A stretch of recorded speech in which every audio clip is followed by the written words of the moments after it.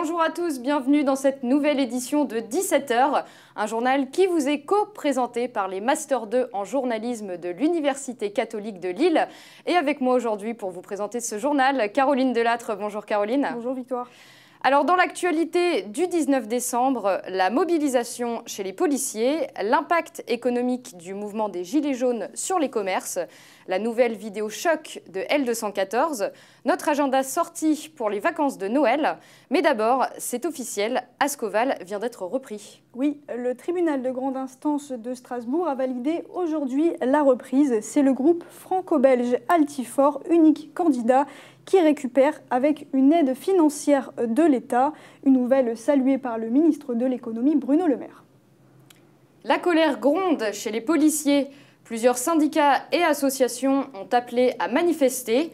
Les activités des commissariats étaient ralenties aujourd'hui. Caroline, vous étiez sur place. Alors, quels sentiments ont les forces de l'ordre depuis le début de leur mobilisation? La mobilisation a commencé ce matin très tôt avec les syndicats et notamment le syndicat Alliance, qui est le principal syndicat des équipes de police. Et je me suis rendue sur place pour rendre compte de leurs sentiments. Leurs ras-le-bol sont nombreuses, mais les derniers affrontements entre les gilets jaunes et les casseurs ces dernières semaines ont fait déborder le vase. Nous, ce que nous acceptons pas, c'est la forme de ce que ça prend. Les violences pour en arriver là, non. Non, les policiers ne sont pas là pour recevoir, ainsi que les gendarmes, tous ceux qui sont les acteurs de la sécurité. On est là pour protéger. On est là aussi pour faire de la répression, mais de la prévention. On n'est pas là pour se faire agresser. L'autorité ne doit pas être bafouée. Toute la journée, les forces de l'ordre ont manifesté. La prime de 300 € annoncée par le gouvernement n'a pas calmé les esprits. Ce n'est pas assez. La corde commence à se tendre, elle risque de casser, et c'est pour ça que nous, aujourd'hui, nous manifestons, nous faisons une mobilisation le mercredi noir, où on veut dénoncer nos conditions de travail qui sont inacceptables, où aujourd'hui, les forces de police ont besoin d'être reconnues en tant que telles, et que il faut que la peur change de camp. Malgré les violences envers les forces de l'ordre, certains citoyens comprennent leur colère. La violence que j'ai vue à la télé vis-à-vis des bombes lacrymogènes et tout, ça c'est pas trop sympa. Mais c'est sûr que ils défendent notre pays, hein. Ils sont payés pour. Mais bon, quelquefois il faut quand même être un peu plus compréhensible. Et puis ils sont légitimes de manifester leur dû, hein, parce qu'apparemment ils ne sont pas payés leurs heures supplémentaires. Donc tout travail mérite salaire. Un ras-le-bol général des syndicats de police soutenus à l'échelle nationale.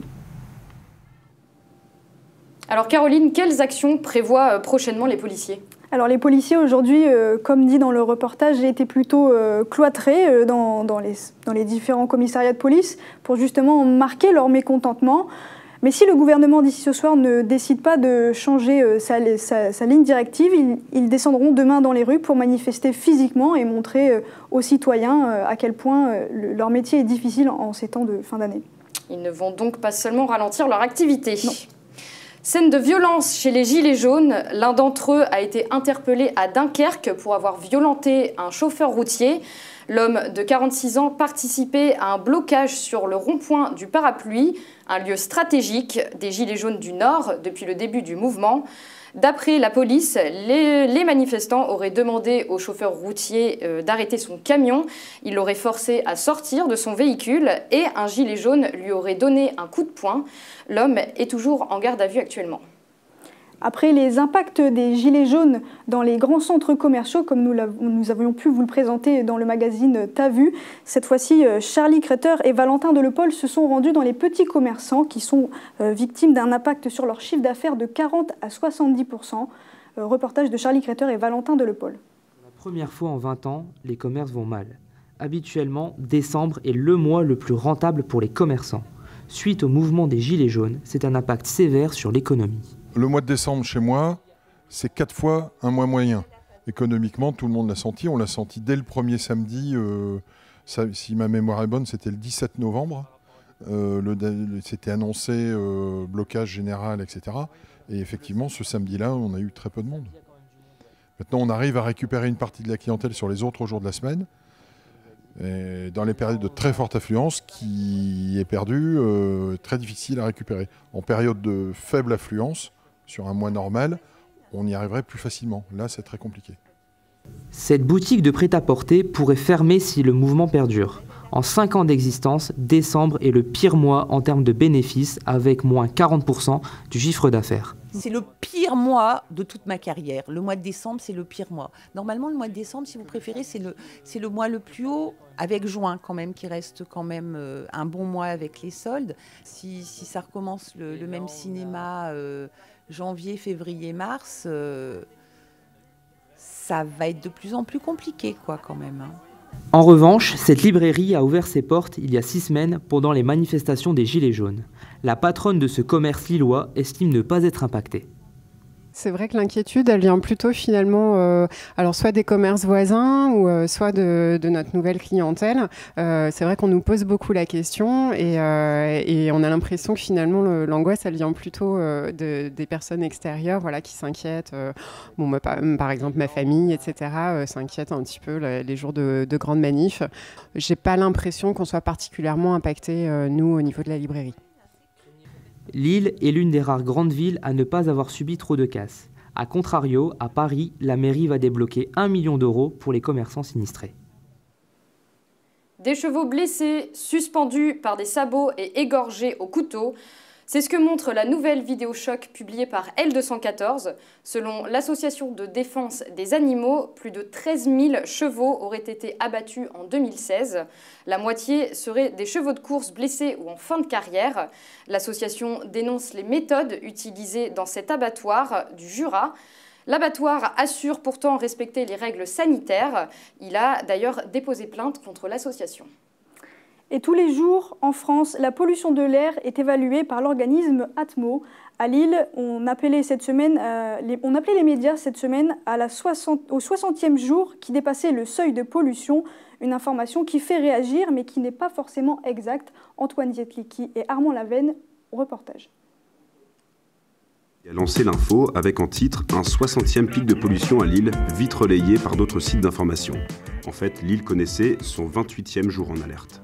Ce qui s'est passé la semaine dernière, c'est que les journalistes ont regardé la concentration en particules PM2,5. Alors PM2,5, c'est les particules qui sont encore plus petites que les particules PM10, qui ont un diamètre inférieur à 2,5 micromètres. Vendredi dernier, les concentrations sur la métropole de Lille ont atteint une valeur qui était supérieure à ce qui est recommandé par l'OMS. Donc ces seuils, aujourd'hui, ils ne rentrent pas dans notre dispositif d'information et d'alerte lorsqu'on a un épisode aux particules. Il s'agit donc de différencier les seuils d'Atmo et ceux de l'Organisation mondiale de la santé. Justement, le lien entre pollution et santé existe. Pour Émile, asthmatique, il est important d'être averti par l'Atmo d'un jour de dépassement de seuil. Je pense que c'est important, non pas seulement juste pour moi, mais aussi pour tout le monde, car la pollution est aussi un facteur, est un indice sur le développement durable, sur la qualité environnante, sur la qualité de vie environnante. Et c'est pas non seulement juste pour moi, c'est aussi quelque chose qui, je pense, est important pour toute la population. On sait que les particules ont un effet sur la santé, et notamment comme j'ai dit, plus elles sont fines, plus elles vont rentrer dans l'appareil respiratoire et avoir des conséquences à plus ou moins long terme. Quelqu'un qui va être asthmatique va tout de suite ressentir une gêne respiratoire immédiate en fait.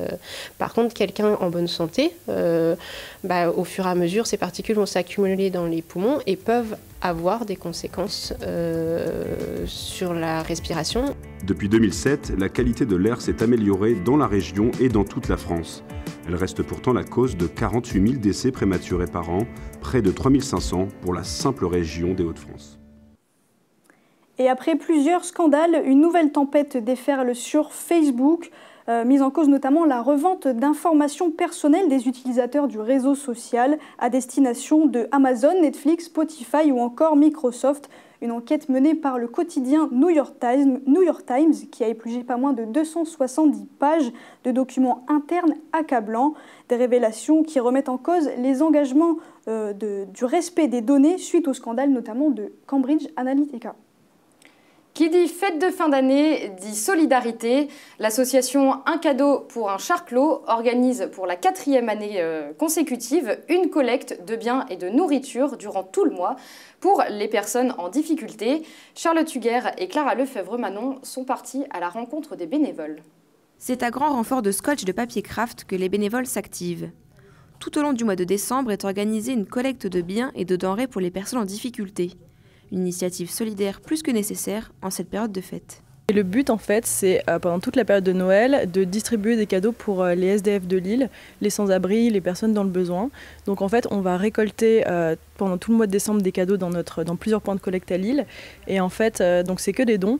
Et ensuite, ici au local, on prépare les cadeaux pendant quelques semaines. On fait des gros cadeaux avec des vêtements chauds, des produits beauté, des produits plaisir, des biscuits, des choses à manger, etc. Et ensuite, on va les distribuer dans les foyers et dans les rues à Noël. Petit ou gros don, l'association accepte tous les types de présents, allant du jouet aux produits cosmétiques, en passant par les vêtements, les livres et les sucreries. Chaque colis comporte au minimum un vêtement chaud, un bonnet, une écharpe, des gants, un livre et des chocolats. Personnel, en fait, c'est dans le cadre de mon master, on était tous invités à donner un petit quelque chose pour l'association. J'ai apporté des pulls, un manteau et des produits d'hygiène, brosse à dents, dentifrice. Une fois la collecte terminée, un cadeau pour un charclos entame la redistribution de plus de 600 cadeaux. Mais comment cela fonctionne ? On travaille avec à la fois des centres d'accueil, des centres d'hébergement, des centres d'accueil de jour. Généralement, en fait, ils organisent des goûters de Noël ou des soirées de Noël et du coup, nous, on arrive avec les cadeaux et on essaye de permettre aux bénévoles de passer du temps en fait, et qu'il y ait un moment d'échange et de rencontre. Et du coup, ils peuvent faire la distribution, rester un peu avec les SDF et comme ça, il y a un échange qui se fait et c'est souvent des moments très beaux. Les sans-abri ne sont pas les seuls à bénéficier de ces cadeaux. Les familles en difficulté et les réfugiés en profitent également. Si vous souhaitez apporter votre pierre à l'édifice, les dons sont acceptés jusqu'à ce soir à l'école élémentaire Saint-Exupéry et vous pouvez aussi participer au maraude du réveillon et servir les repas de l'association. Bientôt les vacances dans les Hauts-de-France. Que faire pour ne pas s'ennuyer et ne pas passer ses journées sous la couette? Armand Lavenne nous a rejoint pour nous donner ses bons plans. Bonjour Armand. Bonjour Victoire. Donc beaucoup de choses déjà dans notre cathédrale de Notre-Dame de la Treille en ce moment même et jusqu'au 6 janvier prochain ont lieu plusieurs activités autour de la fête de Noël. Exposition de crèches, visites, illumination nocturne, c'est tous les jours et c'est jusqu'à 19h30. À retrouver aussi l'exposition photographique Expulsion et après qui se penche sur la situation des Roms à Lille. La cathédrale va vibrer aussi en musique, c'est tous les samedis et c'est à 18h30. Le grand orgue d'abord ce samedi et les cuivres ensuite, saxophone, etc. Et d'autres événements sont prévus également pour les mélomanes. Oui, les mélomanes sont gâtés en cette période de Noël. Il y a le fameux concert de Noël à l'auditorium du Nouveau Siècle, c'est samedi à 20h. Il est présenté par le Chœur régional des Hauts-de-France et avec la participation de l'orchestre Lalo du Conservatoire à Lille. Au programme, donc Ruther, Léard, Elgar et Mary Poppins dans des versions symphoniques. 10 € la place en vente à l'office de tourisme ou 9 € sur Internet avec des tarifs préférentiels. Et enfin, c'est la période pour chausser ses patins. Et oui, si vous voulez vous prendre pour la Reine des Neiges, vous avez jusqu'au 31 décembre pour vous rendre au Palais de la Bourse, place du Théâtre. Une patinoire de Noël de 120 mètres carrés a été installée dans le magnifique Grand Hall. Vous pourrez satisfaire aussi vos envies de jouer au curling, et ce n'est pas donné à tout le monde, grâce aux 2 pistes ouvertes à tous. Et même vous resterez à l'espace gourmand, c'est ouvert du lundi au vendredi de midi à 19h et les week-ends de 10h à 19h. Merci Armand pour tous ces bons rendez-vous et bonnes vacances à vous. Bonne fête de fin d'année. Et merci également. Caroline, vous avez peut-être prévu de partir un petit peu pour ces fêtes de fin d'année? On se repose avant de reprendre le tas vu à la rentrée. On a très envie de retrouver l'équipe, hein, mais des vacances, ça fait un petit peu de bien aussi à tout le monde. C'est la fin de cette édition de 17h. Merci de nous avoir suivis. Quant à nous, on se retrouve l'année prochaine, en 2019. On vous souhaite de bonnes fêtes de fin d'année, un joyeux Noël. Et pour retrouver le JT, direction la page Facebook du Media Lab. Bonnes vacances à tous.